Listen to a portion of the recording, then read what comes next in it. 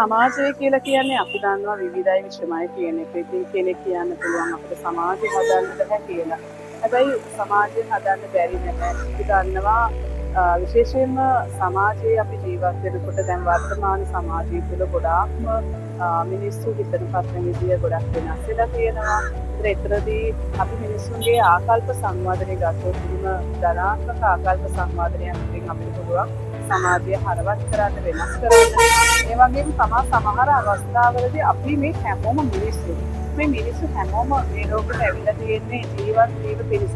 ජීවත් වීම සඳහා තමයි අපි පහළ පන්තියේ සිට ඉහළ පන්තිය දක්වා කියලා හරි එහෙම නැත්නම් අපි සමාජගත කරනකොට කුඩාම ඒකකයේ ඉඳලා විශාල ඒකකයේ දක්වා හැම පොදු කාරණාවක් වෙන්නේ හැමෝම මොන වෘත්තියක හිටියත් මොන තරහටම හිටියත් හැමෝම සමාජයේ ජීවත් වීම තමයි නැත්නම් ජීවත් වීම තමයි කෙනෙක්ගේ අරමුණ වෙන්නේ. ජීවත් වෙනකොට අපි දන්නවා ගොඩාක් වෙලාවට මිනිස්සුන්ට දෙන්න කාරණා සමාජයේ විසින්ම සමහර අවස්ථාවලදී මිනිස්සුන්ව වර්ග කරනකොට අපි දන්නවා යම්කිසි වැඩක් මේ සමාජගත කරන්න හරවත් දෙයක් කරන්න උත්සාහ කරනකොට සමාජයේ විසින්ම එතන බාධක පනවනවා. ඒ කියන්නේ විශේෂයෙන් අපි ගත්තොත් මොන හරි දෙයක් අපි සමාජයට දෙන්න උත්සාහ කරනකොට සමහර වෙලාවට ඒ දේ සමාජගත කරන්න දෙන්නේ නැතිව යම් බාධා කිරීම විශේෂයෙන්ම අපි දන්නවා එක මිනිස්සු හැමෝම ගැන නෙවෙයි කියන්නේ